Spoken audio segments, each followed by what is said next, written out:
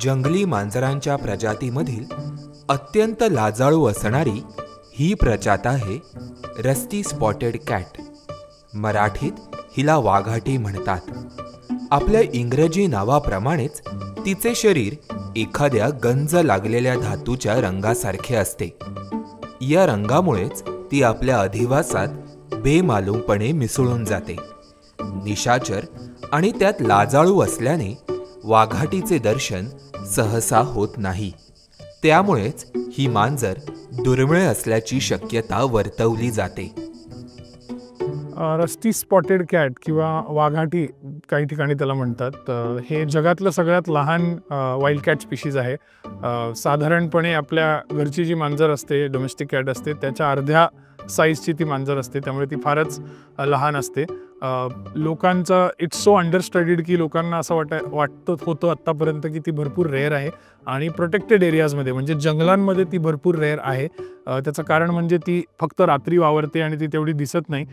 वाघाटी ही जगात भारत, नेपाळ आणि श्रीलंकेमध्ये आढळते. या प्रदेशात तिच्या 3 उपप्रजाती सापडतात.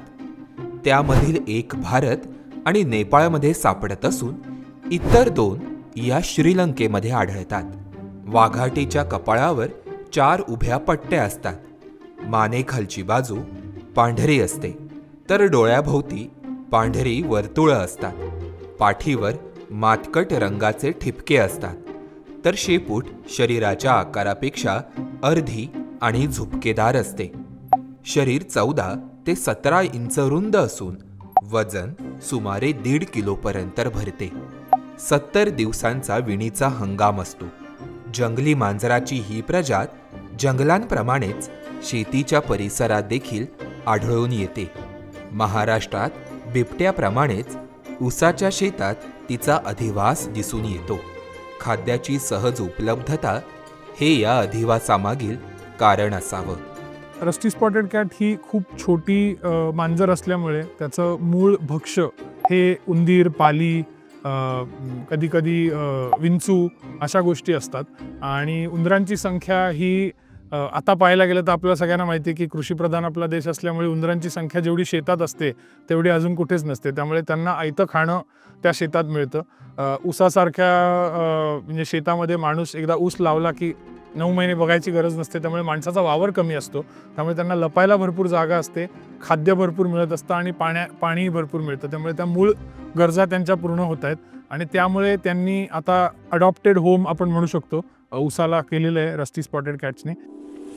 ऊस तोडणीच्या वेळी वाघाटीची पिल्लं ही ऊसतोड कामगारांना सापडतात. या घटना खास करून पश्चिम महाराष्ट्रात अधिक घडतात. अशावेळी वनविभागाकडून विविध वन्यजीव बचाव संस्थांची मदत घेतली जाते. पुण्यातील रेस्क्यू चॅरिटेबल ट्रस्ट हे त्यापैकीच एक.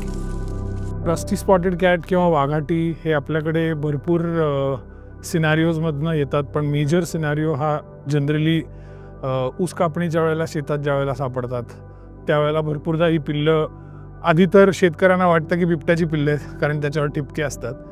पण मग त्यांना जसं सांगितलं जातं की वाघाटी आहे, हे एका छोट्या मांजरीचं इट्स अ लेसर कॅट. आणि मग ते थोडेसे पॅसिफाय होतात. मग रियुनियनचा अटेम्प्ट होतो. पुण्याजवळील उरळी कांचनी या गावामध्ये ऊसतोड कामगारांना वाघाटीची ही 2 पिल्लं सापडलेत. रेस्क्यूच्या स्वयंसेवकांना ही माहिती मिळाल्यावर ते वनविभागासोबत घटनास्थळी दाखल झालेत. पिल्लांना ताब्यात घेऊन पशुवैद्यकांनी त्याची तपासणी केली. तपासणीअंती पिल्लांची त्यांच्या आईसोबत पुनर्भेट घडवून आणण्याचा निर्णय घेण्यात आलाय.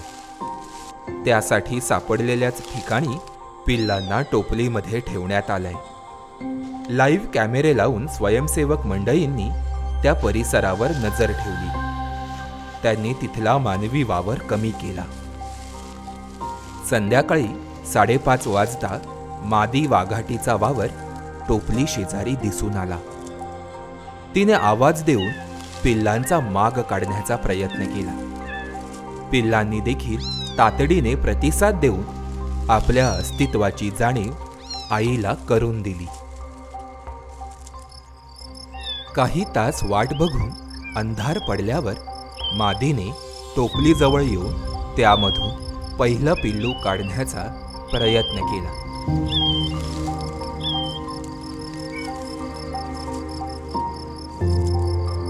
त्यात तिला यश मिळालं.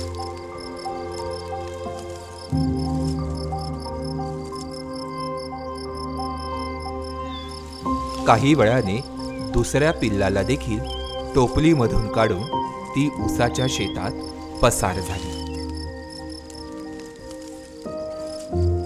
रियुनियन किंवा आईबरोबरची पुनर्भेट ह्याला फार महत्त्व असतं, कारण ते आईबरोबर राहतात तेव्हा भरपूर गोष्टी शिकतात. पण ज्या परिस्थितींमध्ये ऊस भरपूर कापला गेला आहे, तिथे आजूबाजूला भरपूर डिस्टर्बन्स आहे, त्या केसेसमध्ये आई पिल्लांना अबॅन्डन करते, सोडून देते. आणि त्या केसेसमध्ये ती पिल्लं आमच्या संस्थेकडे, रेस्क्यू चॅरिटेबल ट्रस्टकडे येतात.